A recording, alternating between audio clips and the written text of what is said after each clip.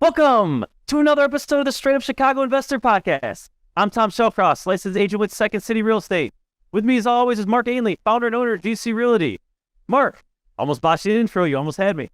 Somebody actually asked me the other day if that is pre-recorded. No. Yeah, or if you do it every single time. And I was thinking about it because I was listening. I'm like, you've never had to oh no, let me do that over again. You always nailed it the first time. And it's funny, someone actually asked me if we have that pre-recorded. Maybe we'll change it up. Maybe we'll say something else just so they know. Like when you hold up a newspaper clipping with the day, if you have someone for ransom, they know it's true. Was that a landlord tip? Yes. When you're holding someone hostage. I do have, before you do your tip, I did learn something today with the RLTO. Shout out to attorney Jim Irwin, who mentioned this to Drexel Properties, that if you have a separate lease agreement for the garage, so you have your lease and you have a separate one for the parking space, that agreement with the parking space is not covered under the RLTO, which is something I didn't realize. So you go ahead and get that car out of there ASAP. So it's probably because it's would be considered nothing more than storage. It's not like the actual somewhere you lay your head. I imagine, is that why? Yeah, that's I don't know the answer, but that makes sense to me. But it's sensible. Oh. So our guest today is probably thinking all right, now I got to do separate agreements, and then I could just evict their their car, and then they'll their house will follow. They'll leave with it. So, well, it does right, it does give you I listen, something we should dive into. Let's have an attorney on the show to talk through it. But yeah, I guess all parking agreements should be separate then, right? Just in case you get in a situation like that, you at least have some sort of recourse. Well, yeah, it's a loophole. It's one of those things you see Section 8 landlords try to get more money from tenants by they lease parking spots, or they lease a garage spot separately. It should be 100, but they charge 2 or whatever. Yeah, or they don't include it in the regular rent. They do a per separate agreement. And I'm not sure, I say this on the air here, I'm not sure how above board that even is, depending on the circumstances. Does not sound above board. No, because you does not. But technically, I'm be giving that advice out there. No, I'm not giving that advice, but I hear that happen all the time, and there is it's a certain way I know you can do it the right way. But yeah, there's these loopholes that you can do to kind of get around these things. And the funny thing is I know I did this early in my career of trying to stay legit in Chicago, where I just kind of started creating all these different processes. Actually, at the end of the day, if I just would have followed the laws, it would have just been that much easier. Yeah. So you gotta always be careful of what your quote unquote loopholes or your backdoor type processes turn into. Yep. Cool. All right. What's an actual housing provider tip of the week? All right. So housing provider tip of the week. I was sitting down with another property manager here in the Chicago market, and he was talking to me about how his eviction rates were considerably higher. I know we watched ours go considerably lower, and we started going through his screening criteria. And one thing that he had on there that he didn't even realize he had it on there was his rent amount that his team, he had a remote team member that was underwriting this. They're going off of the net they're going after the gross income versus the net. And it got me talking to my leasing person that often tenants, when they apply, it asks for the net income, but they put down their gross income. So a couple kind of tips there. One, make sure you know what you're asking for on your application. And then 2, make sure that what the tenant puts down is truly the net income. Because here's the reality of it. Someone can make $10,000 a year, but if they got $3,000 goes to child support, another $1,000 goes to a pre-payday loan, another $1,000 goes to repayment of 401k loan, and another $2,000 goes to the IRS, then that guy does not have that much income left. So make sure I was going off of that net income versus gross income. Good stuff. All right. You ready for our guest today? Yeah, for sure. I feel like this is going to be a fun show because I see this guy everywhere, and he's always got great stories, so maybe he'll share some today. Yeah, and it took a little arm twisting. We asked a few times. We finally got him on, though. So a few cocktails deep, he finally said yes. But our guest today, the owner and founder of Supreme Capital, got his roots. His roots are in the restaurant business, which we'll talk about. At the time he started, his first property was a mixed-use property in Wicker Park. 2011, bought a restaurant space for the business and then residential units above. From there, he then bought an auction property that had a couple of horror stories and surprises. And since then, over the last, call it 12 years, has accumulated over 100 units, all which he self-manages across a ton of Chicago neighborhoods, from A-class to C-class, from Beverly to Evanston. He's actually sold off the restaurant business and is now full-time into real estate. So, without further ado, Boris Yüksel. Boris, welcome. How you doing? Hey guys. Very happy to be here. my favorite show. So Boris, let's start with. I just want to start with a funny story. Last time we were together was probably about 2 weeks ago at Casman and Zach Posey and RJ's Chicago multifamily meetup. And the last story you told me was about a tenant throwing a fridge off the balcony at you. So let's start there because that's hilarious. Yeah, that's definitely a unique situation. I've seen all kinds of stuff, and there's many stories. There are many stories to be told at some point, but that one was I had picked up a six flat in Washington Park. I assumed Brownsville was getting too hot, and this was maybe the next one to get into. This was like 10 years ago, and there was a lot of interesting tenants in that one property. I think every one of them was very unique and challenging. I don't think that I've ever seen a collection of such interesting tenants in the same building. Usually there's one or two out of like, say, 6 or 8. But this one was definitely special. We had this one tenant that was on the top floor of this 3-story building. And right when I first met him, he seemed fine. He was very polite. And then he disappeared. Like he was not around at all after a couple of months. And he was a subsidized tenant, so his rent was being paid. His lights were still on and everything, but the guy just disappeared. And after a few months, I didn't know what to do, but all his stuff was there. And again, his rent was being paid, so I couldn't really do anything. My attorney said, just, wait, like, see when he shows up. And literally after 1 year, he showed up one day. 1 year. 1 year later, the guy shows up. He's got a couple of newfound pit bulls that he's just carrying around. And he acts like, oh, I always had these dogs. And he sure didn't. But, that was his reality. And he brings the pit bulls inside, and they kind of started like doing their business all over the yard, and starts like, he started throwing all the trash in his back porch. And next thing, he calls me up and he's like, hey, I don't like my fridge. And I go, well, anything wrong with it? He's like, no, it's just old and I don't like it. I said, okay, I'm sorry, but I'll come and check to see if it works or not. And if everything is okay with it, like, we're not, due for a new fridge for you just yet. So I go and check if fridge is working beautifully. It's just not a brand new fridge. So I leave, and the guy, I didn't hear from the guy. I heard from the neighbors in the building. Apparently he pushed the fridge from his kitchen to the back porch. And then sure enough, he found the strength to throw it over the fence, like from the 3rd floor down to the backyard. And the fridge was shattered in 1,000 different pieces. Good thing it didn't hit nobody, but I guess that's his way of saying he doesn't really like that fridge. These fancy investments, man, they take some effort. I mean, it was interesting because it didn't stop there. The guy kept going. Couple weeks later, he tells me his bathtub is clogged up. We got to go send somebody to fix it. I send the plumber, and the plumber says, this is a major job. Like, this plumbing is really messed up. And he starts like replacing pipes and whatnot. We spent a few $1,000s within a week just dealing with this plumbing. It was an old building, so I understood like we got to do what we got to do. But then as soon as the guys finish off, I go back there just to make sure everything is good to go before I make my final payment to the plumber. I see there's a bunch of dirt inside his tub. He apparently took a whole flower pot and dumped the dirt in his drain, and that's what was causing the issue. And he acted like that was just normal to do that. Like, oh, I'm just getting rid of this pot. And he decides that his trash disposal is called the bathtub drain. So we were back to square one with this guy. Sure enough, like, there was many more stories after that, which probably would run out of time if I started telling you. But sure enough, that building went on my top properties to selling every year. So did you sell him away, or did you end up ultimately having to get rid of him?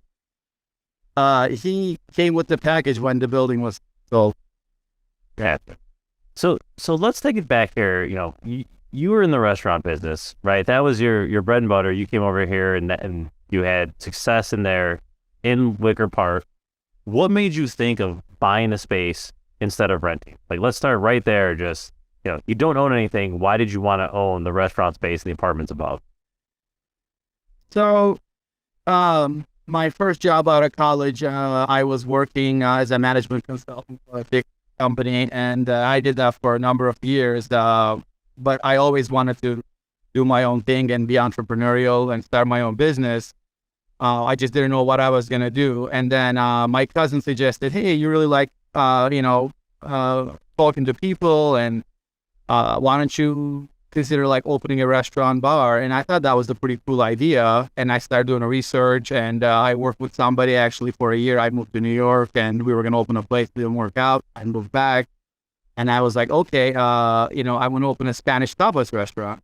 So it took me a year. I finally got the place open, and took all my life savings plus more, and I had like loans and stuff, and I was down to like I think less than 10 grand in the bank when I opened the doors. And if things didn't work out the way they worked out, I would have been probably bankrupt within a month. In 60 days, I would have been totally done. But things went like really well, and I had a great team, very good chef and staff, and we became very successful. I was able to pay everything back within a year, and it was like, I mean, that's amazing in the restaurant business to be able to do that. I don't think I could do it today, but somehow I was in the right place at the right time. Wicker Park was booming, and we had a good product to sell, so we did really well. And after a while, I was paying a lot of rent. I had a long-term lease, but the rent was very high, and it was getting only higher. And my passion was always real estate in the meantime. So I started looking for an exit strategy. If I want to open another place or if I want to move my business, I found this really nice property that was a simple restaurant, existing operating restaurant on the first floor, and then just a 4-bedroom apartment above. And this was 2011. Obviously, prices were down. And I think it was like a 9 or 10 cap in Wicker Park, if you can imagine that today. So. No, I cannot imagine that. Exactly. So that's why I pulled the trigger. I bought the building. You're probably good, and it's so funny. Like in the time too, you're probably like, "Oh, am I overspending? Like, is this too much? Like, is this negotiating every penny?" Right? Like, you don't know it 10 years later. You don't know because I mean, things were bad. That was.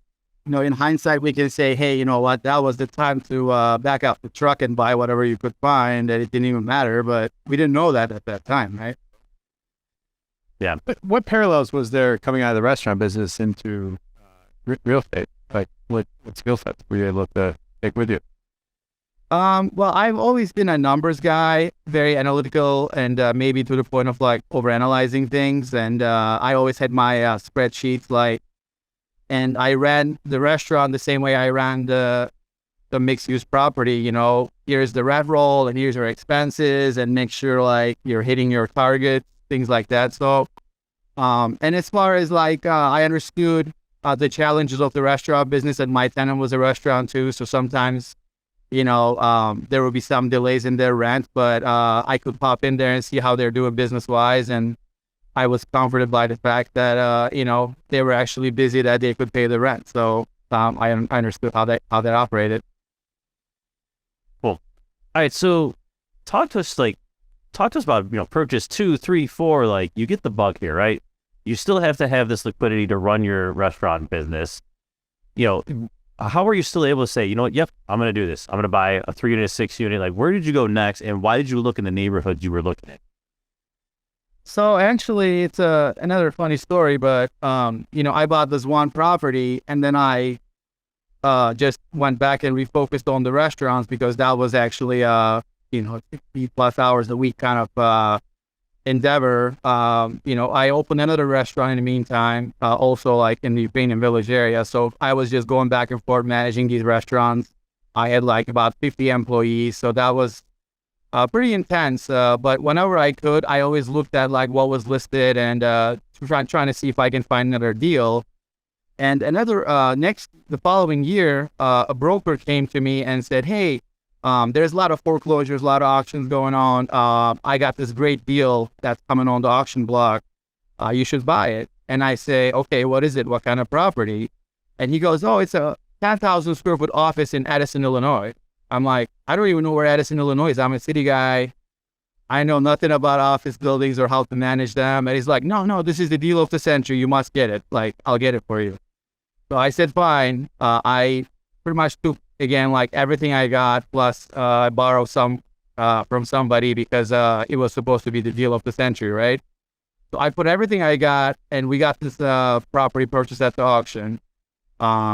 So after the sale goes through, I go to the property. It's 5,000 square foot on the first floor, which was vacant. But I said, okay, fine, we'll get it rented. The second floor, 5,000 square foot space was rented to one tenant, and this guy was like some real estate guy. So I go there, I introduce myself, I say, hi, I'm the new owner, nice to meet you. And the guy says, oh yeah, I'm so-and-so. I occupy the second floor of this building. Nice to meet you as well. By the way, I used to own this building, and I pulled all the money out of the building at the height of the market. I, did a cash out. I took all the money out, and then I stopped paying my mortgage. So the bank took the building back. And before I did so, I did sign from myself as the owner to myself as a tenant a very long-term sweetheart deal. I'm paying rent pennies on the dollar. So you're kind of well, nice to meet you. So I kind of felt like crying a little because obviously there was no due diligence buying properties at the auction, but that's kind of what I found myself in. Fast forward, I think 5 years of attorneys and legal stuff trying to get this guy out. I finally got him out. I was able to sell the building at a modest profit. But I mean, I think many people would have sworn off never to touch real estate. Those 5 years was tough. Just trying to see how I'm going to see the light at the end of the tunnel. Well, it's a good reflection point. So, I mean, that's a long battle. You had to go through that. I mean, and ultimately your story turns out you bought a whole bunch more. Were you contemplating going back in the restaurant business? Were you giving, tell us kind of where your mind was at during that. How? I mean, the problem was, all my money was tied up in this property where I couldn't get it out. And I was just so focused on just figuring this problem. The good thing is I got him out. And at the same time, the mixed-use property that I owned in Wicker Park had appreciated a lot. So brokers the property wasn't for sale, but brokers were calling me, hey, would you consider selling this property? I have buyers, everybody wants it. And Wicker Park was really, really hot at that point, right? So I said, hey, you know what? It's not really for sale. I'm happy with it. It's easy to manage for me. But, they said, name your price. We'll pay whatever you want. So I was this was 2017 at this point, so everything was hot, right? So I gave him some outrageous price. I said, hey, I'll sell it at this price point. So the broker says, okay, no problem. He hangs up. A couple weeks later, he calls me. He's like, I got this buyer for you. He's going to pay that price. I was like, are you serious? That was crazy. So the property appreciated, I think 77%. Well, obviously that's awesome. You have the problem for taxes, or what do you do with that? What was your solution? Because a lot of people aren't selling right now because they don't know where the heck to put their money. How'd you solve that? So I found out something called 1031 exchange, and I bought 5 properties with that property. Okay, nice. Where did you go? What neighborhoods? So I went into my first purchase was in Bronzeville. Bought a beautiful building there, and from that point on, I went straight into 100% multifamily. Just I stopped messing around in areas that I didn't really know what I was doing. So I understood multifamily a little better. It was just simpler, and tenants moved in and tenants moved out, so that resonated. Like I said, I bought in Brownsville, Avondale, Pilsen. And I bought Uptown, and then as far north as Evanston. So it was a pretty broad range there. It wasn't really. I went basically wherever there was a deal to be had, which is probably not the smartest thing to do, especially if you're one guy driving around from property to property. But I just looked at the numbers, and if it made sense, I pulled the trigger. Yeah. So I think you and I, we've talked about this, one-on-one. We're almost at two different extremes, right? You go into a lot of different, we have a lot of the same values, but you go geographically, you go everywhere. I shouldn't say everywhere, but you go to a lot of places, and I stay in one little corner. And each has their pros and cons, right? You're able to scale and buy more deals, but you're also, like you said, running around. if you had to play it all over again, do you still like this strategy, right? Like, do you still say like, yeah, this got me to my 100 doors quicker, and I got to learn more about the city? I mean, in hindsight, I'm pretty happy with the properties that I have, but now that back then I didn't know if I was gonna just have 15, 20 doors and that was gonna be it. Like I really didn't know that I was gonna even keep going further.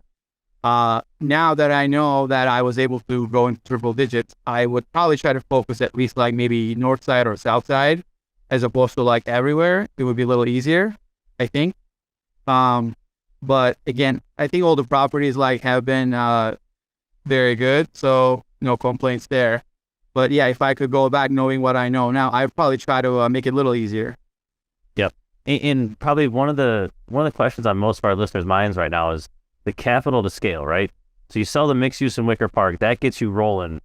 But how did you keep coming up with the money for these down payments? Like, were you selling off properties as you go? Like, was that from the restaurant business, just pumping that into the multifamily? Like, how did you have the liquidity to just keep going, keep scaling? So, I also sold the office building, and that translated into 3 properties. And at that time, the appreciation definitely was on my side. Maybe not so much like now or the next few years. Might not be that kind of appreciation that we can expect. But I mean, as you can see, like from 2011 until 2017, things almost doubled in price, and I was able to translate that into 1 property into 5 properties, and that really helped. So from 2017 and on, I really, I sold the restaurants. I really became a full-time real estate professional. I started expanding. So the first day, 8 properties were the product of the 1031 magic. And after that, it was just a slower, I slowed down a bit, making sure I digest and I stabilize these properties. And then after that, like every year, I always like kind of became very steady, 2, 3 properties with the proceeds of, the income of the existing one. So kind of like, I didn't want to over leverage. I wanted to be very conservative. So I didn't, I probably could have gone way more aggressive, but I just didn't want to do that. But that's been still fairly consistent slow. Got it. And then how, probably another question a lot of listeners have is the operations, the procedures to manage all this, right? A lot of people are managing their 3 unit, they buy another building. It's like, okay, what do I got to do? I got to hire property management. You've taken this on yourself. Like, talk to us a little about that. Mark, go ahead, chime in here. Yeah, no, I'd be curious Too. where you could provide a lot of feedback is, I think you had to run your operation different from when you had 4 or 5 tenants from having 50 tenants to having 100 tenants. So you had to change things up, or you had to grow with your portfolio on how you manage it. Like, tell us about some of kind of that stepping stone as you scaled. As I've gained more experience, I've put in a lot of policies and processes, procedures. Like I documented everything. And obviously I was still running things myself, but I also relied on a lot of good contractors, different crews for different purposes. So they were not necessarily my employees, but they were people that I almost employed on a full-time basis or close to that. So those crews have been, they're loyal to me and I've been loyal to them. So to this date, I still work with a lot of these same people that, say it's a simple unit turnover or plumbing, HVAC, or just, doing drawings, things like that. I have always had like reliable people that I kind of kept close. But my kind of goal for this year was to do 2 things. Once I reached the 100 units, I said I'm gonna implement the property management software to make things like more streamlined, as well as I'm gonna hire a property manager. And I accomplished those goals in the beginning of this year. I did implement the software and I hired a property manager. So that is, I think, I was at that point and I realized that, it was kind of getting a little bit too overwhelming for me to handle things. Got it. And by property manager, is it someone working for you, right? Like you're not a third party, like just an actual person to take on the task that you were previously handling. Correct. So somebody who can handle maybe 70, 80% of what I was doing on a daily basis. So I can still oversee everything and just provide a second pair of eyes, but train somebody and then step back and let him shine. So that's kind of my idea. So what software did you choose? I ended up going with Buildium. Did you check out more than one, or tell us kind of about that journey? Because that's a lot of people have, they do nothing by that being so overwhelming. I talked to a few people, a lot of people, on a smaller scale like myself were either using AppFolio or Buildium. And then when you get pretty large, I see a lot more people using Yardi, for example. But I believe that's quite a bit more expensive, and I just didn't think I was, going to be there anytime soon. So I just decided that Buildium was the way to start. And it handles most of my daily needs pretty well. It's got its own quirks, of course, like everything else will have some issues. But overall, it's done a decent job so far. It's been only a couple of months, so I'm still working things out. But it definitely helped me. Yeah, Yardi now has Yardi Breeze, which Yardi's always been known as more of the multifamily type tool. We use AppFolio, but they came out with Yardi Breeze recently, and they compete more with Buildium and PropertyWare and AppFolio. To kind of like, I'm getting a little tactical now, but if people used to text you and email you for work orders, like how are your tenants getting hold of you these days for a work order? People love texting and calling. First, we try to switch them from calling to texting, so it's not as intrusive, especially if it's not an emergency. And obviously, since we implemented the software, we're really trying to get them off that direct communication. We want to try and get them into just giving us the work orders and start using their portal. And it's going well. It's not it's not like turning your lights on like overnight instantly, like you get everybody like to switch. It's a process, but I think we're halfway there, being a couple months into it. And I believe as the units turn over in the future and you get new tenants and you provide that to be the only method of putting your work orders and things like that, it will become close to maybe 90%. Nice. So a lot of people in your shoes, listen, let me just congratulate you on hiring a property manager. Like a lot of people get nervous for what I'm about to say. A lot of people are, you hired this person, you're going to start maybe giving them a little more leeway. You're going to start focusing on maybe something else, and maybe you're going to depend on them. And a lot of times will not hire a property manager because they're afraid that they'll get too dependent and they'll leave. Like, where's your thought on that? You never want to put your eggs all in one basket. It's a scary thought, and at some point it's going to happen. You cannot escape that. But I have, coming from the restaurant industry, I own 4 different concepts in 15 years. And usually it took like 6 months maybe to fully train a new general manager for a restaurant. And eventually, people will leave, and that's just how it is. So once you get to a certain scale, I think your best bet is to have a junior guy that sort of could, step up and have that kind of backups in your team. Obviously, when you're a team of 2, you don't have that, it's just you and your property manager, you don't have that luxury. But, I think having that extra person helping you right now is better than just you trying to do everything, which, at some point is just not sustainable. So at some point, if you reach, 200 units, certainly you hire your junior or assistant property manager. And if your main guy puts in his notice or her notice, then at least you have the next person that can hopefully step up. So, I guess you have to just trust your hiring skills, and hopefully the person is not just using it as a stepping stone, and just gonna jump to the next thing. Yeah, no, I think the threshold you cross is something that a lot of people are really scared to face. And it's not only just the fear I just talked about hiring someone, depending on them and them leaving. It's also, so obviously I own a property management company, and I think there's right fits and there's people that might not be right fit. But I think when you get to, you get past 60, 80 doors, like I'm not really always sure a third-party property manager like us is the right fit.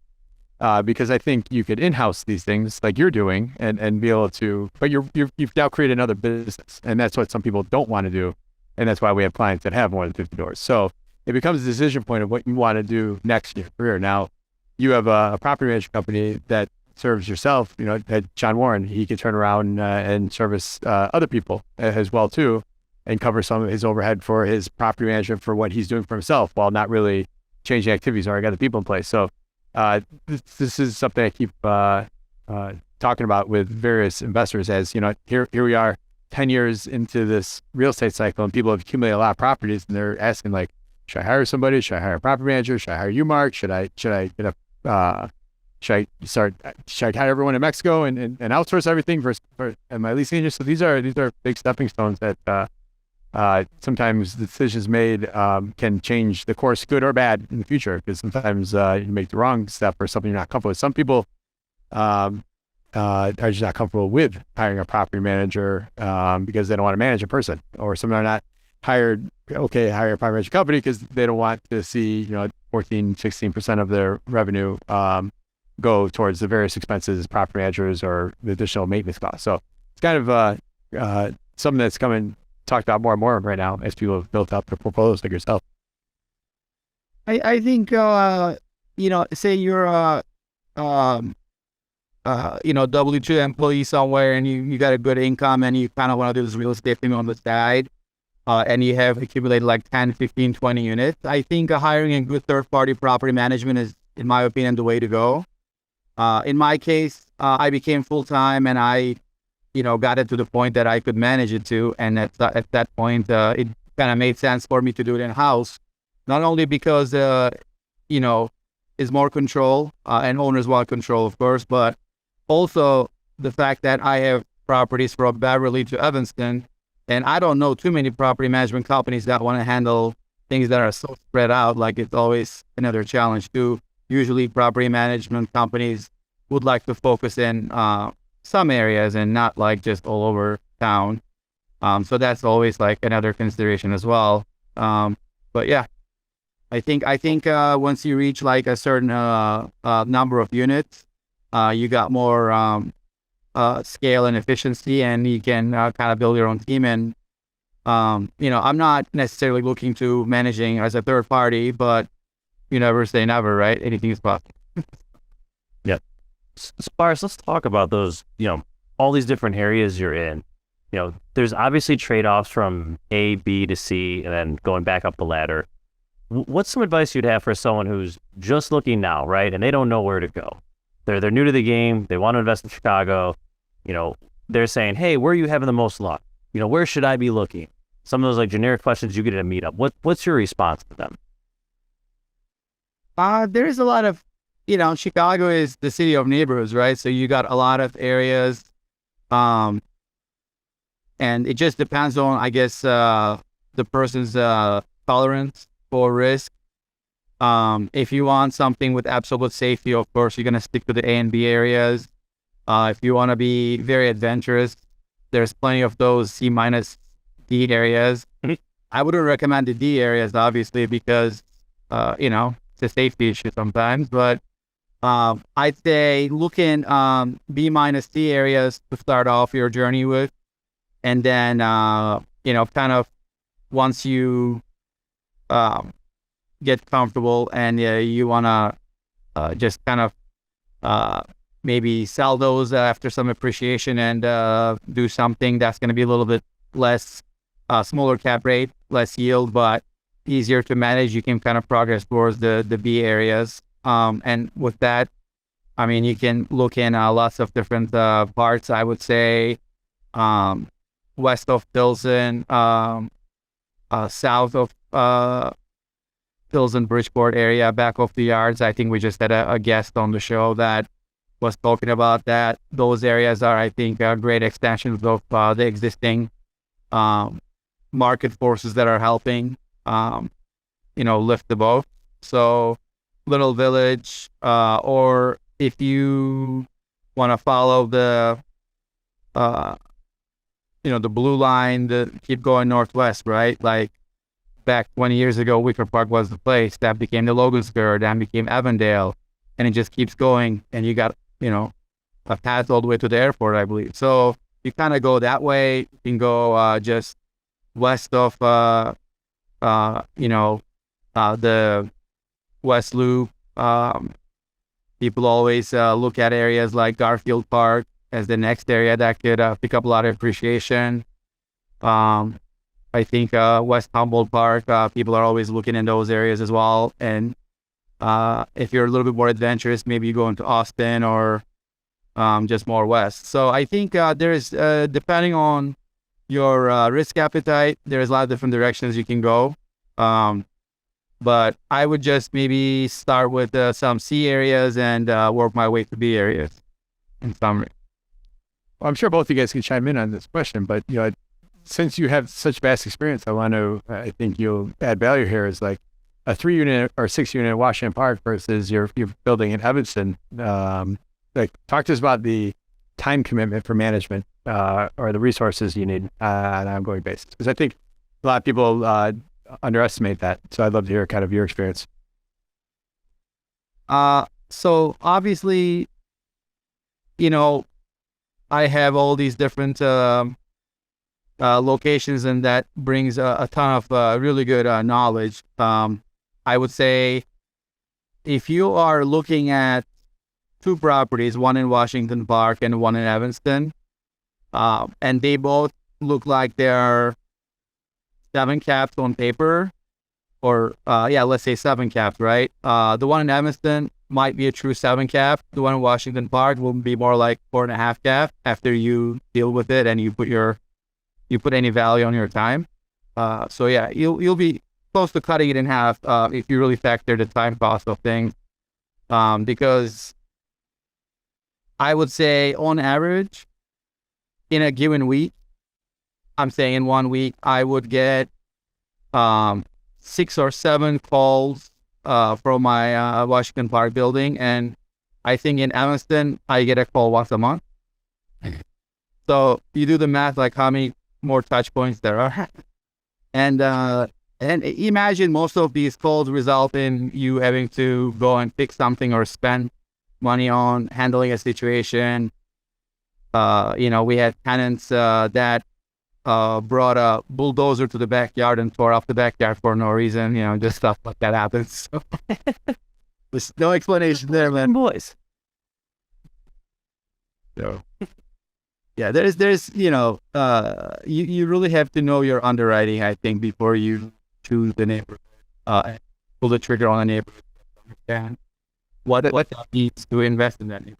Those touch points are even more than what we tested out at 2 flat Lincoln Park and 2 flat South Shore, and it was about 8. It's like 8.5 to 1. So every one time we had touch Lincoln Park, we had 8.5 touch points in South Shore. So, and yeah, you're right. Most of those things end up costing you money. Those touch points. They're not just like, hey, I just want to tell you you're doing a good job, and I called you yesterday too. So, and that's what translates to that. It's really hard to put those generic performers together for some of these C and D class areas. And the mistake small investors make a lot of times is they don't really calculate that when it's just like a 2 flat that you personally go and handle these things. You don't really put a dollar value, but if you get to 100 units, you're not going to be handling that yourself. So you have to pay somebody, so that dollar amount will definitely be more visible to you. But sometimes we don't realize that. We say, oh, the numbers look so much better, I can get a 10 cap here. Well, is it really a 10 cap if you value your time? It's probably not. Yeah, time. Me and Shay, that's really on the property manager side is what we sell most of the time now these days. Is like, hey, we'll get you your time back. What's your time worth? Yeah. So Boris, where do you see yourself going from here? Right? Are you still bullish on Chicago? If so, are there specific neighborhoods you're looking in? What's next? Like, we had you back on the show a year later. Where do you see this thing going now that you've put the property management in place and they have more time to do some hunting? Well, I'm definitely long-term bullish on Chicago. There are not too many cities of this complexity and this much to offer, I think, in the country, let alone, in the Midwest. Like, I think Chicago will always have its pluses, and it's pretty hard to take those away. And you'll always hear the people saying, "Oh, that's the next Detroit. Like, it's going down the toilet. Look at like where the administration is going and what kind of policies they're trying to bring, rent control, and taxes are out of whack." And yes, we know those things are not new. They have been discussed many times, and I think there's also people don't factor in. There's a risk premium that you get in terms of cap rates when investors are looking at buying a property in Chicago versus buying it like anywhere else.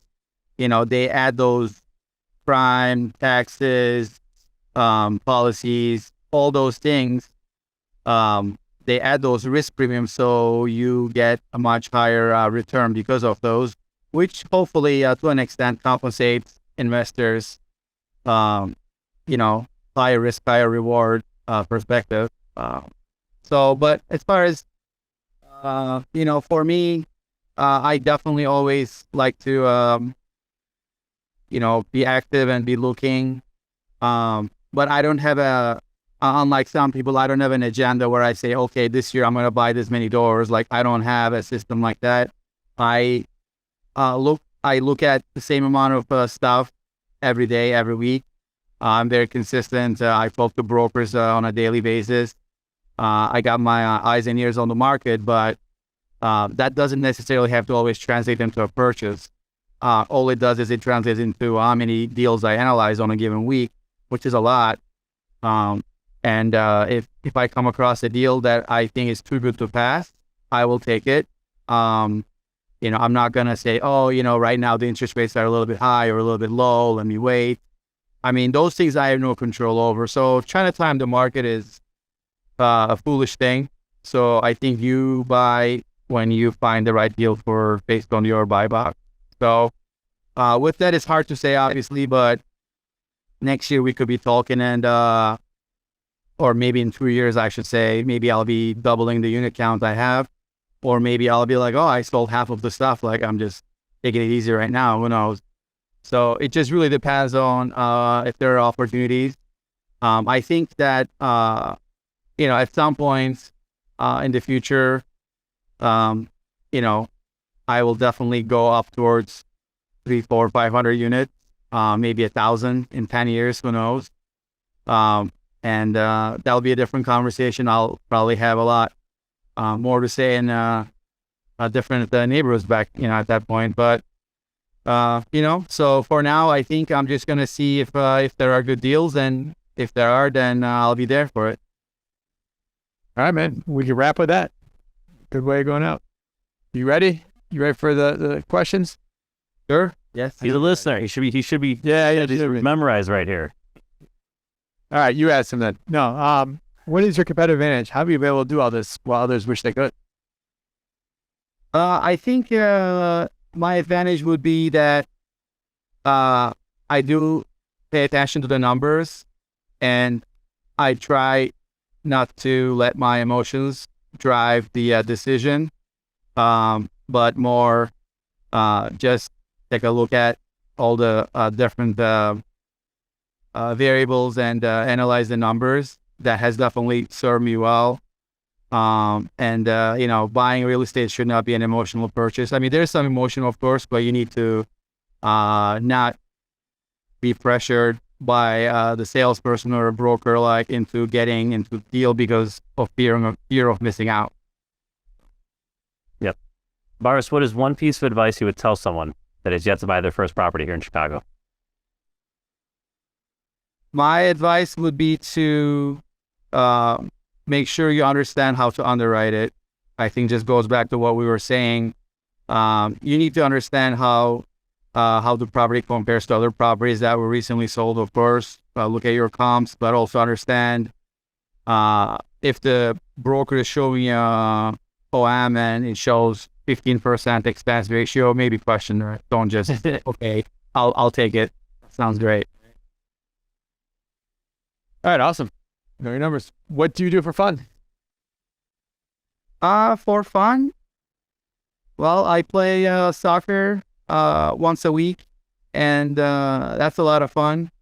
I try to keep up with people that are less than half my age, and they run circles around me, but I still have a great time. It's good. I like it. All right, give us either a good book, podcast, or self-development activity that you'd recommend to the listeners. Well, the only podcast that I probably listen to every episode is yours. I release There it is. Woo! it, but just to be fair, I like John Kasman's podcast too. Multifamily Insights, I believe is what it's called, and that's always good knowledge and interesting to listen to as well. Yeah, just over the 500 threshold at the time of this recording. So congrats to him. Nice. Besides yourself, name one person in your local network you'd highly recommend as a quality resource to other Chicago investors. I would say John Warren is a great guy to know. He owns his own basically brokerage, now property management as well, and he's just a great guy to get to know. He runs the West Suburban meetups, but he does have pretty deep knowledge, like in many areas in Chicago, and I believe he was on your show as well. But I think he's a great resource just to talk to and pick his brains on any subject. There's a good chance that he's been through it, or if he can give you good advice. John Warren is a 5-timer. Yeah. Five-time. I was going to pull up the episodes, but it'd be way too hard because it's 5 different times. So,